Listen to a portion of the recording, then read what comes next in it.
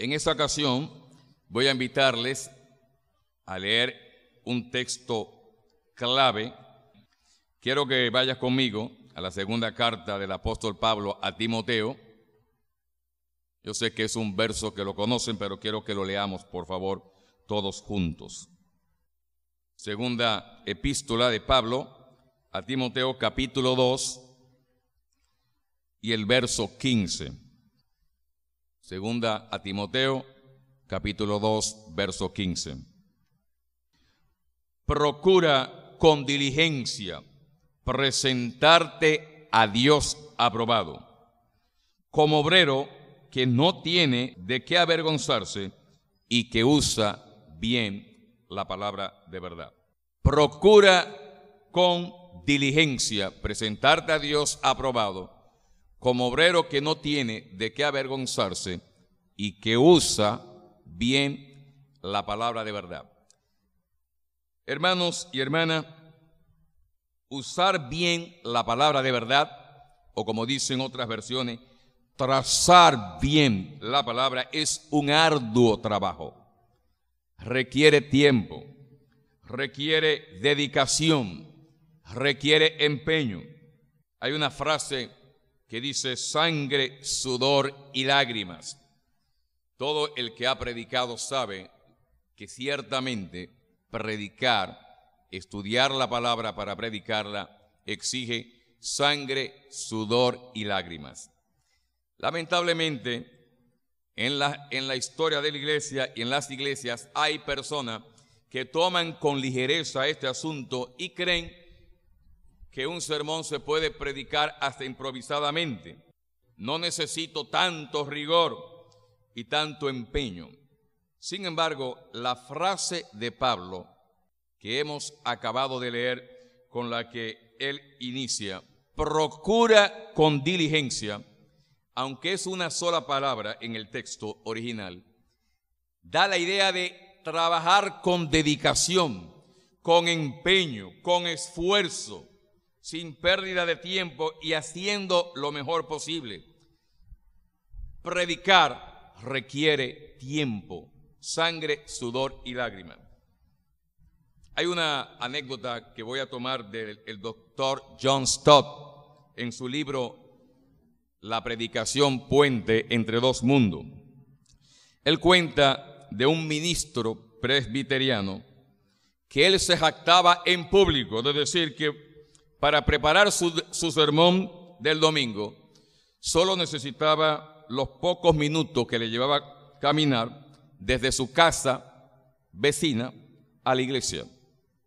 Es decir, él salía de su casa el domingo en la mañana con la Biblia y en lo que él iba caminando para llegar a la iglesia, en ese tiempo él predicaba, él preparaba su sermón. Cuando el cuerpo de ancianos, de líderes oyó esto, encontró la solución. Le compraron una casa nueva a 8 kilómetros de ahí. A estos hermanos que creen que predicar improvisadamente es sencillo, hermanos, cómprenle una casa. Si predica aquí en Montellano, compre una casa en Sosúa, pero que no predique en Sosúa, para que el tiempo que tarde en llegar sea suficiente para preparar la palabra. Bien, nosotros nos hicimos la pregunta ¿por qué? En esa mañana hicimos la pregunta ¿qué? Y ahora ¿cuál es la pregunta? ¿Cómo? Muy bien, si estamos hablando de prepararnos, de dedicarnos a trazar rectamente la palabra de Dios, ¿qué hay que hacer? En esta primera conferencia voy a tratar el proceso de la interpretación y en la tarde voy a tratar el proceso de la aplicación. Así que en esta mañana solo voy a tomar los 3 primeros puntos. Esos 3 primeros puntos corresponden al proceso de la interpretación.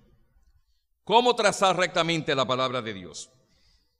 Yo sé que hay hermanos adultos, tal vez jóvenes y hermanas que no están involucrados y tal vez nunca estarán involucrados en la tarea de la enseñanza. Pero aunque esto es así, esto que voy a decir es importante, que tú lo conozcas para que sepas lo que tus hermanos predicadores tienen que hacer para predicar la palabra. Y te vas a dar cuenta que haciendo esto, con más razón uno debe darle gracias a Dios por los hombres y mujeres que Dios levantó en nuestra iglesia para que hablaran fielmente la palabra. También te va a ayudar a entender mejor la palabra cuando estos hermanos la prediquen. Y si eres hermano joven, es la manera de decirte, procura con diligencia presentarte a Dios aprobado. Y para trazar la palabra de verdad hay que saberla interpretar. Yo te doy 3 recomendaciones. Voy a decir lo básico, pero en general hay 3 recomendaciones fundamentales. En primer lugar, supongamos que ya tienes un texto sobre el cual has de predicar. Vamos a ponerle un nombre. Vas a predicar sobre Efesios capítulo 4, los primeros versos. El llamamiento de Pablo, ¿verdad?, a andar dignamente, que tiene que ver con la unidad en el pueblo de Dios. Muy bien, ese es el texto. Lo primero que tienes que hacer es conocer la organización y el contenido del libro. En este caso, ¿cuál es el libro? Efesios. Hermano, hablábamos ahorita de las bendiciones que ha traído la tecnología. Y una de ellas tiene que ver con el GPS, ese localizador. Oye, ya no hay manera de uno perderse, porque usted pone su GPS, llámese en su celular o en su vehículo y te lleva a donde usted quiera. Google Maps, esa herramienta, ya usted puede conocer el mundo entero con esa herramienta. Y ya el mapa mundi es fácil de conocerlo, porque usted elige cualquier país, cualquier ciudad y te lleva incluso hasta las calles y los lugares. En la Biblia es un mapa mundi. La Biblia es un mapa mundi con varios continentes, pero necesitamos conocer bien esos continentes. No basta con que usted sepa que los primeros 5 libros de la Biblia son el Pentateuco, que luego siguen los libros históricos, que la Biblia se divide en 2 partes, que los primeros libros del Nuevo Testamento son los 4 evangelios. No basta con esto.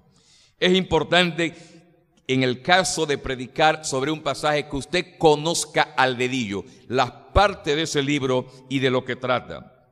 Por ello es importante tener buenos libros de introducción al Antiguo Testamento y al Nuevo Testamento. Gracias a Dios, porque en español tenemos buenos recursos y podemos hablar, si usted quiere, en privado sobre estos recursos. Hay algunos que son básicos, otros que son medios y otros que son sumamente elevados. Pero lo importante es tener buenas herramientas. Un buen diccionario me ayuda, un buen diccionario bíblico. El diccionario de Fonchi es básico, pero es muy bueno. Pero el diccionario Certeza es completo porque fue un equipo. Son buenos diccionarios y te dan el bosquejo del libro.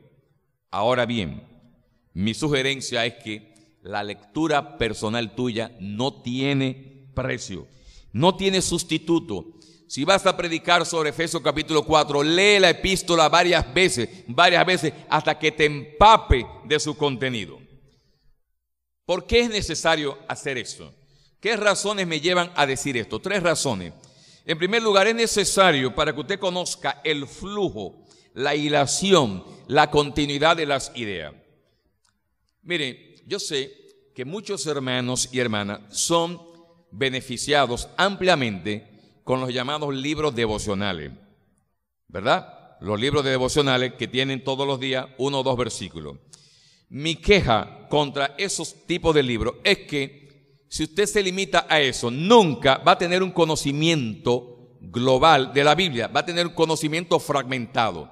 Porque puede ser que en la lectura que tuviste hoy tiene que ver con una promesa de un salmo, pero mañana te aparece un versículo de Mateo y el siguiente día te aparecerá uno sobre la epístola de Judas. Y te va a pasar que cuando quieras buscar un versículo nunca vas a saber dónde está. No estoy diciendo que sean malos, lo que estoy diciendo es que eso no basta. Hay que conocer el entramado de la Biblia. Y la Biblia no fue escrita en versículos, sepa eso. Los versículos fue un clérigo en 1550 y tanto el que dividió la Biblia en versículos. La Biblia es un continuo y los libros tienen una hilación. Por eso, si vas a predicar sobre Efesios, tienes que saber que Efesios tiene 2 grandes partes. Del capítulo 1 al capítulo 3, Pablo presenta las grandes bendiciones en Cristo que Dios nos ha prodigado. Bendiciones celestiales que menciona desde el capítulo 1. en el capítulo 4 hasta el 6, la palabra clave es la palabra andar. 5 veces aparece la palabra andar, y andar se refiere al caminar del cristiano, a la vida práctica del día a día. Por eso es importante. En el capítulo 4, verso 1, ya él menciona el primer andar, que andéis como es digno de la vocación con que fuiste llamado. Eso es importante saberlo. El flujo de idea. En segundo lugar, también es necesario que conozca al dedillo la estructura y las partes de cada libro sobre el que predique, para conocer la función y el propósito de cada pasaje. Cada pasaje tiene una función, un propósito. Usted sabe que hay libros en la Biblia que dicen claramente el propósito del autor. Lo dicen claramente. Por ejemplo, el libro de Eclesiastés dice al final, en el capítulo 12, el fin, es decir, el propósito del discurso es este: teme a Dios y guarda sus mandamientos, porque este es el todo del hombre. Esto lo está diciendo. Mira, mi objetivo con que tú estudies este libro es que sepa que el sentido de la vida, el propósito de la vida es servirle a Dios, es temerle a Dios, es ser una persona que ha entregado su vida a Dios. Pero ¿qué resulta? Que también los pasajes tienen función, propósito. Pongamos un ejemplo. Si usted va a predicar sobre el famoso pasaje de la humillación y la exaltación de Cristo en Filipenses capítulo 2, ¿verdad? Haya pues en vosotros este sentir que hubo también en Cristo Jesús, el cual siendo en forma de Dios no estimó, etcétera. Bien, pudiera ser que si tú no lees la epístola y el contexto, fácilmente tú pudieras en una exposición hablar de la grandeza de la humillación de Cristo, y hablar también y exhortar a los hermanos que por la grandeza de la humillación de Cristo debemos adorar a nuestro Señor. Bien, es un bonito mensaje. O tal vez, si investigando en un comentario te enteras que para la mayoría de los eruditos esa porción era un himno de la iglesia primitiva.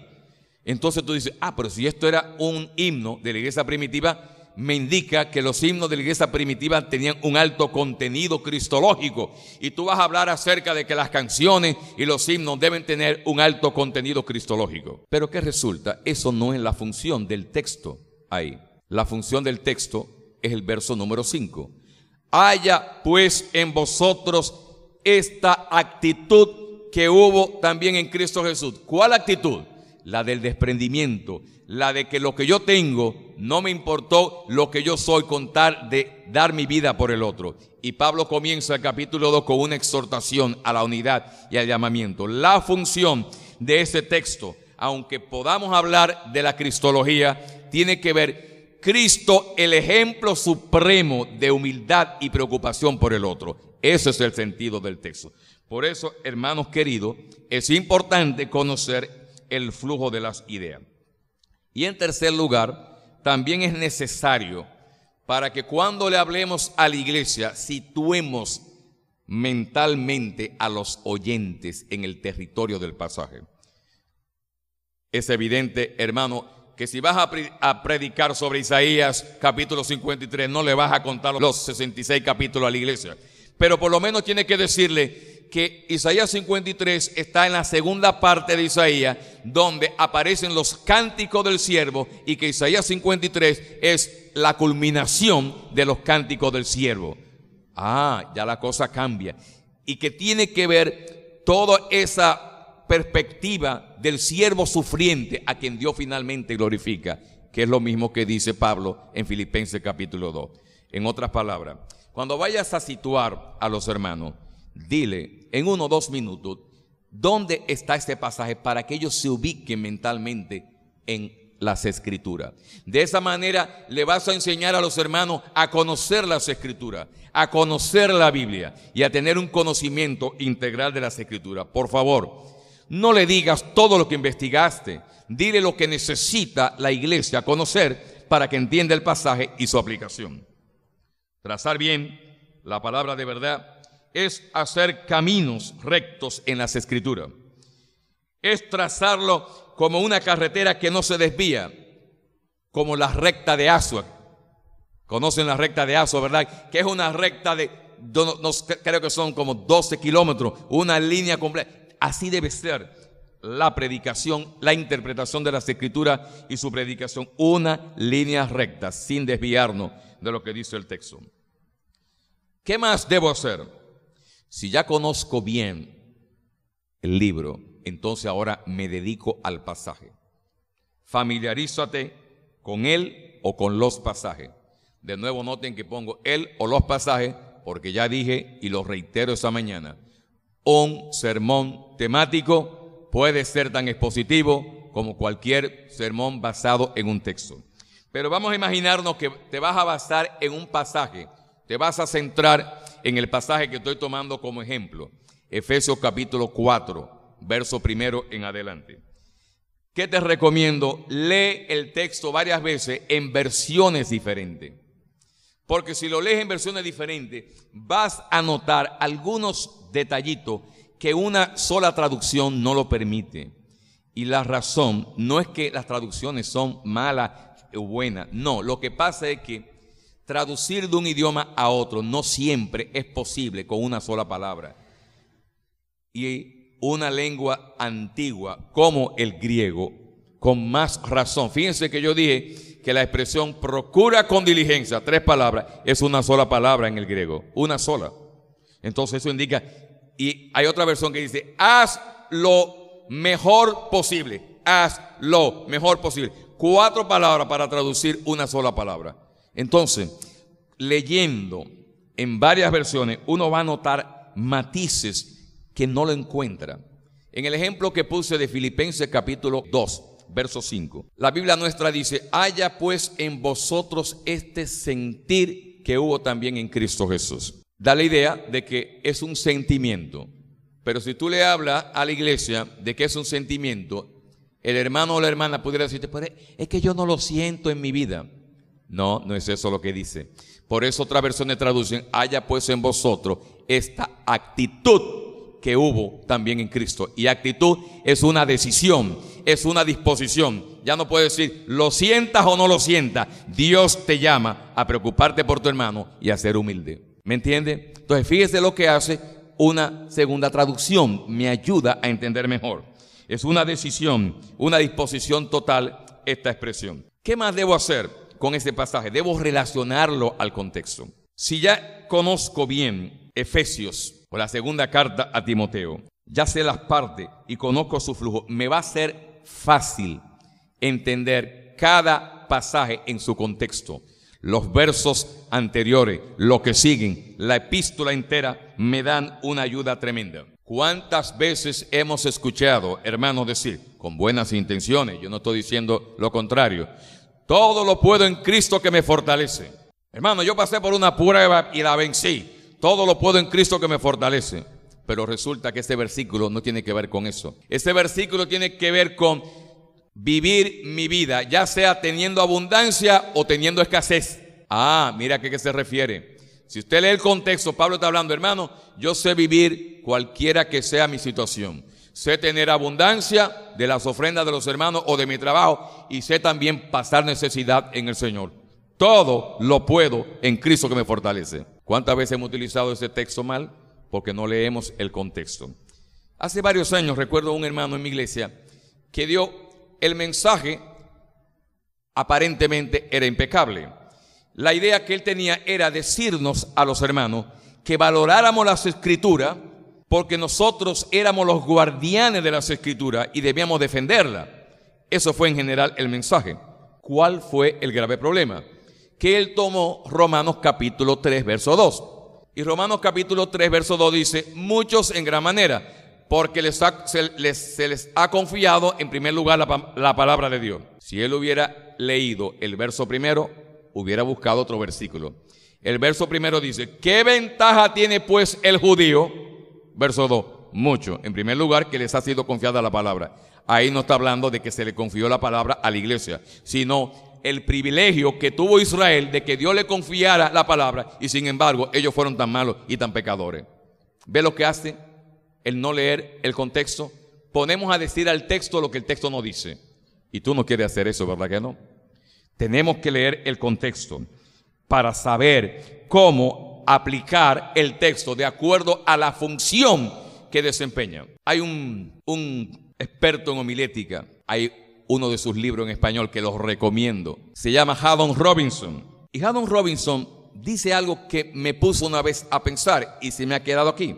Él dice que muchas veces pasajes que son de estímulos y que son positivos en la aplicación, los predicadores lo utilizamos negativo y le creamos culpa a la iglesia. Por ejemplo, un pasaje como orad sin cesar en 1 Tesalonicenses capítulo 5. Es un estímulo, es un desafío para que la iglesia ore. Pero ¿sabe qué dice él? Pero entonces empezamos a decirle a los hermanos, ¿usted ora, hermano? ¿Usted ora por la mañana? ¿Usted ora por sus ancianos? Eso no es el sentido del pasaje. Le está creando culpabilidad al hermano. No lo está desafiando a que ore, como dice el texto. Es un estímulo. Si es un pasaje sobre la venida del Señor, ¿está usted esperando al Señor? ¿O usted está pecando, Cristo? No, el pasaje está diciendo, hermano, Cristo viene, levanta tu rostro. Es un pasaje de estímulo. Ve la importancia de predicar de acuerdo a la función del texto, que no vamos a violentar el propósito para el cual se escribió. Y en tercer lugar, te recomiendo, esta es una de las cosas que más me gusta decirle, métete en los zapatos de cada personaje. Cuando leas la Biblia, cambia de personaje. A mí me encanta esto, es una de mis tareas favoritas cuando leo.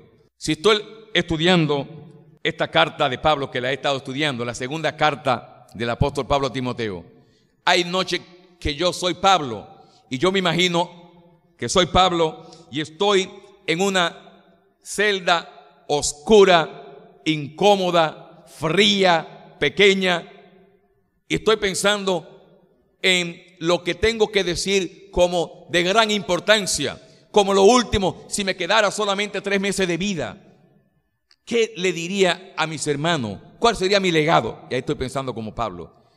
Y pienso también cómo dejarle un legado a los jóvenes para que sigan el trabajo.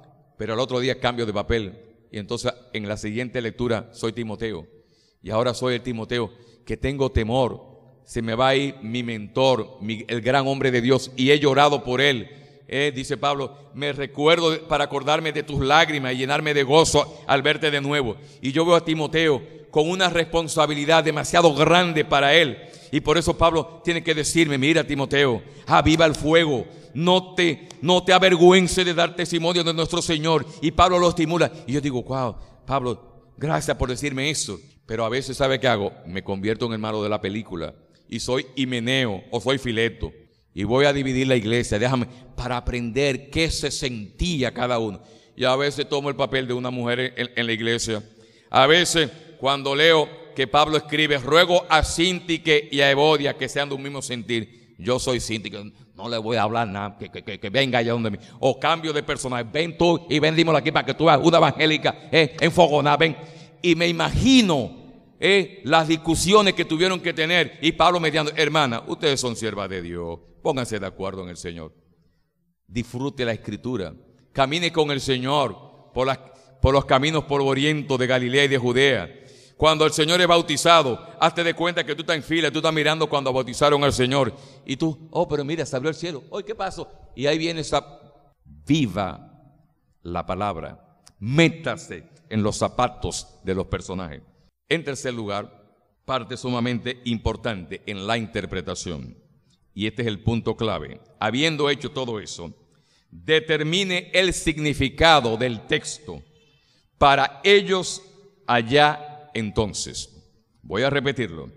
La tarea de la interpretación se resume diciendo, si tú eres capaz de expresar en una oración breve y puntual, ¿qué dijo Dios a los hombres y mujeres de la Biblia en ese tiempo y en ese lugar? Dice en el clavo. Pablo exhorta a Timoteo a que ponga todo empeño para pasar el examen de Dios en la predicación y en el ministerio. Eso es lo que dice el versículo. Pero noten que yo digo, Pablo, Timoteo, en la carta, ahí estoy hablando de ellos. ¿Quiénes son ellos? Los personajes de la Biblia. Allá, en ese lugar, Pablo en la cárcel, Timoteo en Éfeso, entonces en el primer siglo. Necesito saber claramente qué Dios dijo a través de Isaías a los hombres y mujeres de Israel cuando escribió los cánticos del siervo. Tengo que saber y expresarlo en esos términos. Tengo que conocerlo en el lenguaje de ellos. Por eso es la tarea más exigente y es la que más tiempo consume. Mi hermano querido, nunca exhorte a la iglesia sin antes primero saber qué dijo Dios a ellos allá entonces. Primero la interpretación y después la aplicación. Es fácil aplicar y exhortar a la iglesia. Eso es lo más fácil que hay. Lo difícil es basar esas exhortaciones en lo que la palabra dice. Hacer esto implica 3 tareas. Vamos a ver, ustedes que tienen el material, ¿cuáles son las 3 tareas que hay que hacer para determinar el significado en el ellos allá entonces? ¿Cuáles son? 1, una tarea histórica. 2, una tarea lingüística. Y 3, teológica. Perfecto, 3 tareas. No es fácil predicar, hermano. Requiere tiempo. Una tarea histórica. ¿Por qué? ¿Por qué tenemos que hablar en estos términos? Porque la Biblia no fue escrita ayer. Si la Biblia hubiera sido escrita ayer y en lenguaje dominicano, no hay que hacer nada de esto porque la entendemos. Óigamelo bien. Yo voy a poner un ejemplo. Cuando yo entré la primera vez a esta asamblea, yo miré, wow, qué alto el techo, como los tachos. Yo le debo decir a los hermanos de aquí de Montellano que son los tachos. No, ellos me entendieron perfectamente. Pero mi querida esposa, que es de Santo Domingo, ella dice, ven acá, ¿y tú quisiste decir qué es eso de tacho? Mi esposa nunca ha entrado a un ingenio y mucho menos ha subido a los tachos del ingenio. Entonces tengo que explicarle a ella para que ella entienda. Pero ustedes saben lo que es eso. Cuando Pablo le escribe a Timoteo todo lo que le dice, él no tiene que decir, mira Timoteo, cuando yo te hablo del heraldo, el heraldo es la figura. No, porque él sabe lo que es el heraldo. Hermanos queridos, la distancia en el tiempo de la Biblia es lo que hace necesario que uno tenga que auxiliarse de herramienta para conocer ese mundo. Yo sé, y lo voy a repetir, lo dije esta mañana, pero lo voy a repetir. Para la salvación y para vivir una vida cristiana, santa, piadosa, hasta una persona sin formación y sin lectura lo puede hacer. En mi iglesia supimos recientemente una señora que llegó, tiene poco tiempo, que no sabe leer, pero ella entiende y es creyente y vive la vida cristiana a su nivel. Pero aquí no estamos hablando de eso. Aquí estamos hablando de la tarea del predicador. Y el predicador tiene que hacer esto, porque tiene que ayudar al pueblo de Dios a poner el sentido a las escrituras. No te olvides, es tu deber. Dios te llamó a eso, es tu responsabilidad conocer ese mundo, esa cultura. Por ejemplo, vamos a ver 2 ejemplos de la Biblia para que usted vea que ellos también hacían eso. Primero, Marcos. Aquí sí quiero que vayas conmigo. Ve conmigo a Marcos capítulo 7. Y tú vas a ver lo que hace Marcos con una práctica judía. Recuerden que Marcos escribe a creyentes gentiles que no conocen del judaísmo, que han venido al evangelio probablemente en Roma. Y en el capítulo 7 dice lo siguiente. Verso 1. Se juntaron a Jesús los fariseos y algunos de los escribas que habían venido de Jerusalén, los cuales, viendo a algunos de los discípulos de Jesús comer pan con manos inmundas, y mire lo que él hace, esto es, no lavadas. ¿Por qué Marco hace esta aclaración? Porque sus lectores no son judíos, no saben lo que es manos inmundas. Y él le dice, eso significa manos no lavadas. Y ahora mire lo que hace. Verso 3. Esta explicación se la está dando él a lectores no judíos que no saben de eso. Porque los fariseos y todos los judíos, aferrándose a la tradición de los ancianos, si muchas veces no se lavan las manos, no comen. Y volviendo de la plaza, si no se lavan, no comen. Y otras muchas cosas hay que tomaron para guardar, como los lavamientos de los vasos de beber y de los jarros y de los utensilios de metal y de los lechos. Cuando tengas tiempo, lee el pasaje paralelo en Mateo y te va a dar cuenta que Mateo no menciona eso. ¿Por qué Mateo no lo menciona? Porque le está escribiendo a judíos. Si Mateo explica eso, los judíos cuando van a leer eso, ¿y para qué tú me explicas esto? No tiene sentido. Es como que yo le explique a ustedes, los hermanos aquí de Montellano, cómo se juega el fútbol. Ellos con una cancha de fútbol ahí al lado, yo explicándolo con un penalti. Me van a decir, ven acá, varón, ¿y qué le pasa? Usted se ha vuelto loco. Pero usted no sabe que el fútbol es el deporte principal de aquí de Montellano. Resumiendo, los seres humanos tenemos lo que en educación, los profesores de educación saben lo que estoy diciendo, conocimientos previos. Y esos conocimientos previos hay que activarlos para que ellos conozcan lo que voy a explicar, lo nuevo. Tengo referente, y si el referente a lo que se refiere lo que voy a hablar, ellos no saben de qué, tengo que explicarlo. Pongo otro ejemplo. El evangelista Juan. ¿Recuerdan aquella porción donde Juan habla de que había una multitud de cojos y enfermos en el estanque de Betesda? ¿Sabe qué hace Juan? Que él explica, dice, mira, hay en Jerusalén un estanque llamado Betesda y es así asado. Pero Juan, ¿por qué tú tienes que explicarme eso? Porque Juan escribe a gentiles en el área de Éfeso y esa gente nunca habían ido a Jerusalén. Por eso tiene que explicarle lo que es el estanque y la función del estanque y lo que pasaba. ¿Entendido eso? Mira, hermano, dice la mujer samaritana, cuando el Señor le pregunta por su marido, dice, no, yo no tengo marido. ¿Qué pasa? 5 maridos has tenido y el que ahora ni siquiera es el tuyo. Cambia de una vez el tema. Pero el tema es porque le preocupa y dice, mira, Señor, me parece que eres profeta. Y como veo que eres profeta, tengo una pregunta teológica que me tiene inquieta. Nuestros padres adoraron en ese monte y vosotros decís que en Jerusalén es donde hay que adorar. ¿Cuál monte? Muchos hermanos no saben a qué se refiere. Segundo, nuestros padres, ¿a cuáles padres? Los papás de ella adoraron. ¿Cuándo y cómo? ¿Y por qué adoraron los samaritanos en ese monte? Esa información te toca a ti decírsela a los hermanos, para que sepan por qué el conflicto entre samaritanos y judíos se agudizó. Esa información hay que darla a los hermanos. ¿Me entiendes, hermana? Porque hay que auxiliarnos de buenas herramientas y tú como maestro es tu responsabilidad dedicar tiempo para enseñar al pueblo de Dios a pensar así. La segunda tarea es una tarea lingüística. Cuando hablo de lingüística tiene que ver con todo lo relacionado a la lengua. Ahí yo menciono varias cosas. Por ejemplo, tome en cuenta el tipo o género textual, es decir, la clase de literatura que es. Tome en cuenta la idea central, la ampliación, cómo la desarrolla, las palabras clave o relevantes y expresiones figuradas. Voy a dar simplemente un vistazo rápido sobre eso, pero esto es necesario. Usted hace así y recibe el periódico, ya hasta lo regalan la mayoría. En primera plana, ¿qué es lo que aparecen? Las noticias.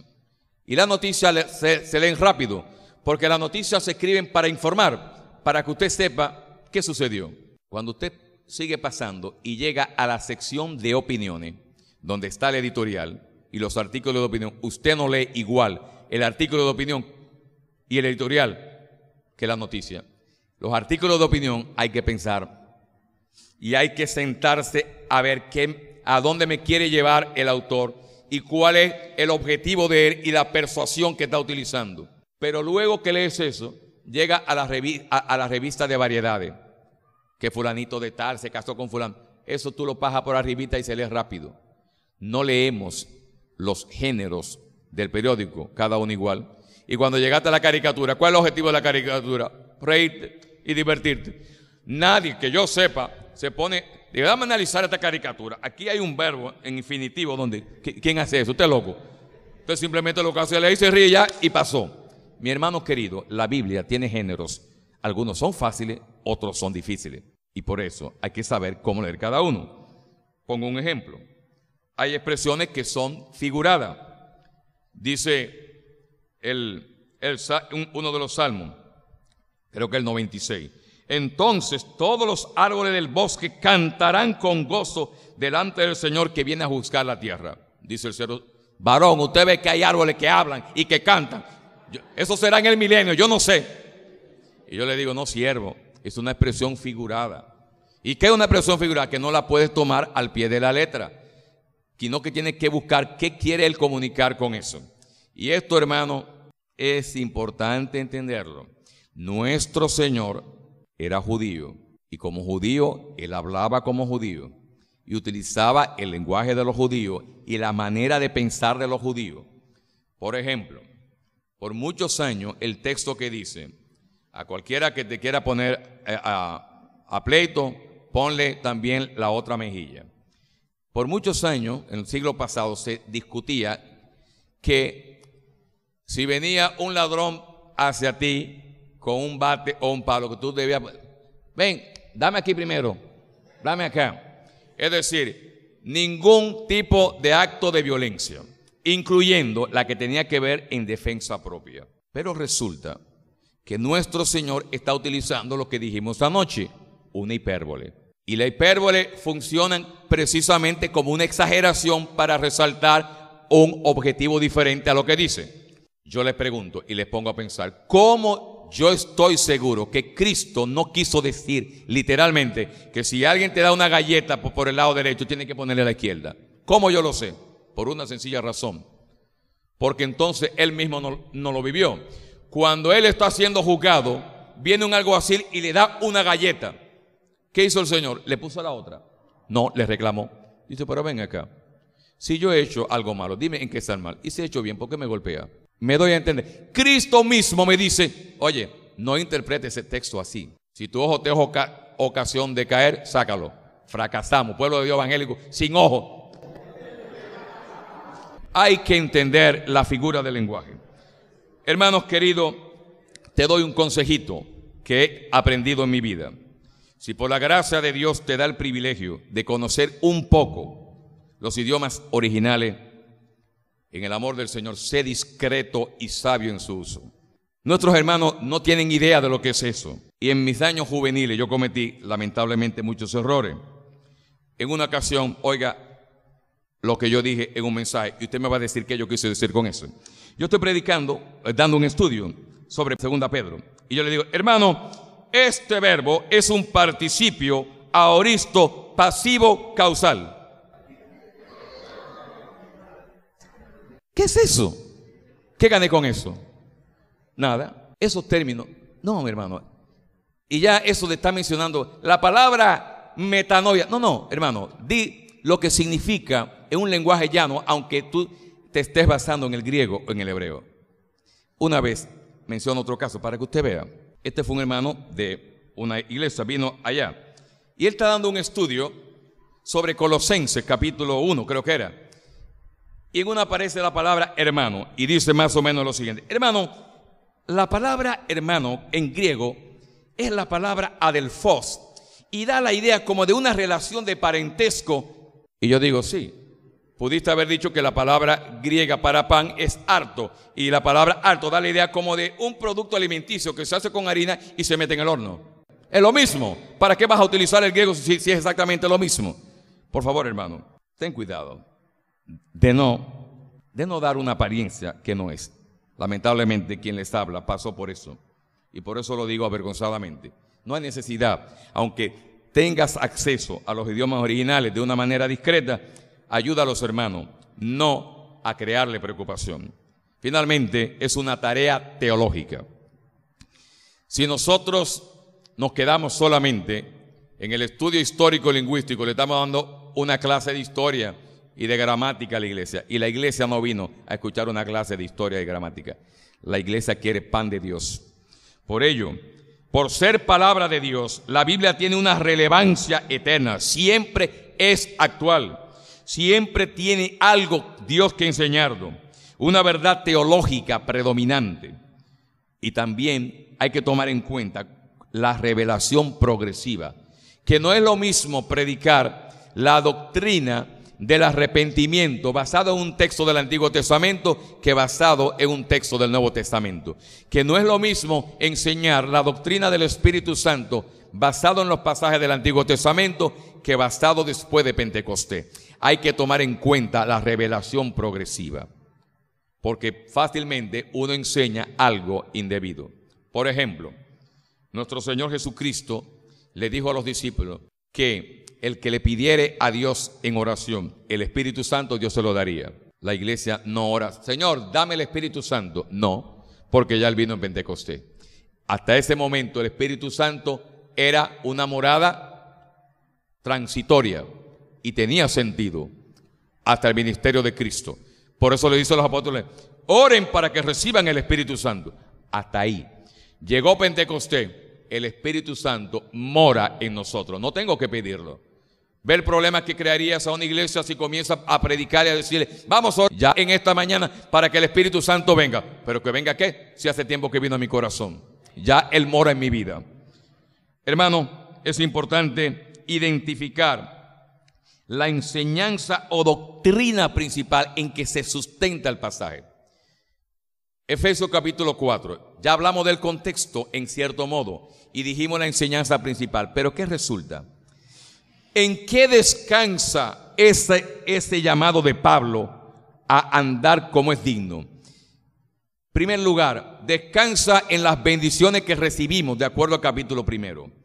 Y una de esas bendiciones tiene que ver con la reconciliación racial entre judíos y gentiles. Capítulo 2 y vuelve y lo reitera en el capítulo 3. Pablo le está escribiendo a una iglesia mixta de judíos y gentiles y le dice, hermano, si Dios los reconcilió a ustedes que eran enemigos raciales y ahora están sentados a la mesa del Señor y tienen acceso los unos y los otros por un mismo espíritu al Padre, ¿no deberían de dejar esas diferencias raciales que trajeron de antes de venir a Cristo? Mire la base teológica en la que descansa.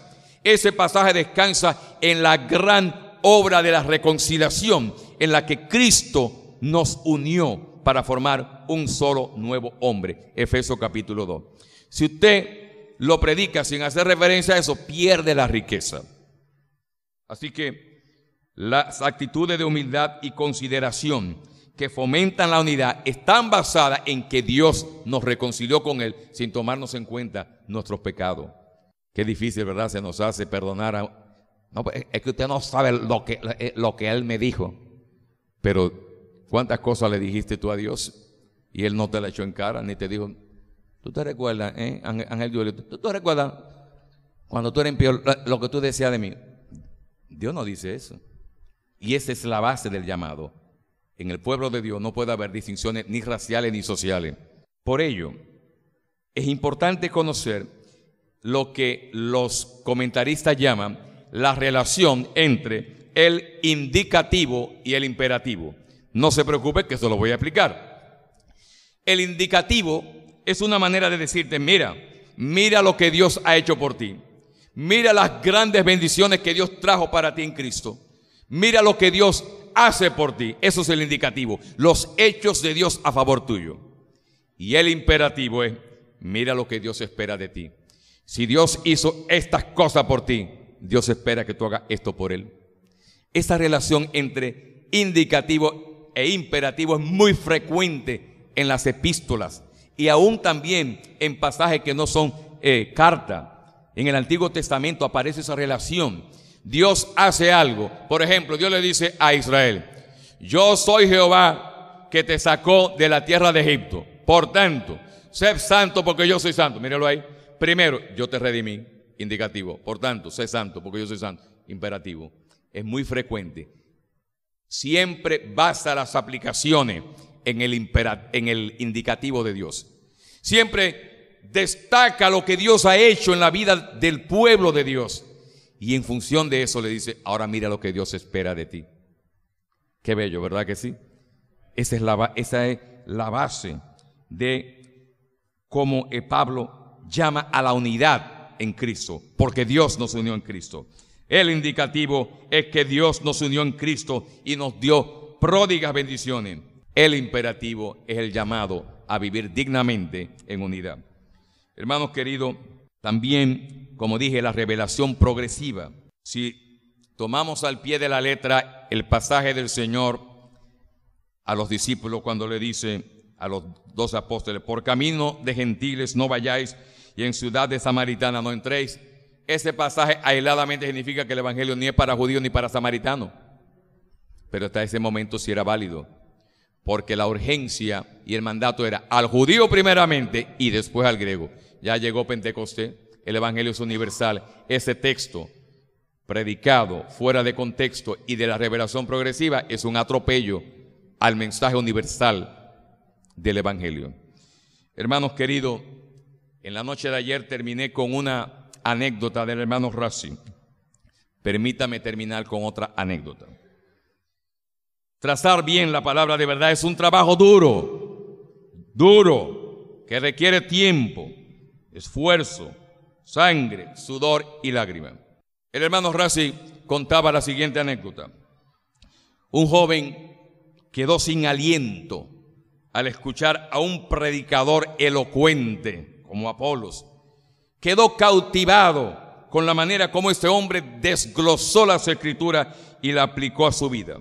Cuando terminó el culto, el joven, muy emocionado, se le acerca al predicador. Hermano predicador, yo estaría dispuesto a pagar el mundo entero por predicar así como predicó usted esta noche. La respuesta del predicador fue: eso fue precisamente lo que yo pagué. Hermano, predicar fielmente al Señor cuesta todo el mundo y aún más. Si Dios te llamó a este ministerio, cumple tu ministerio con fidelidad y dedicación. Procura con diligencia presentarte a Dios aprobado como obrero que no tiene de qué avergonzarse y que traza bien la palabra de verdad. Esta es la primera etapa, la interpretación. Esta tarde, la aplicación. Dios le bendiga.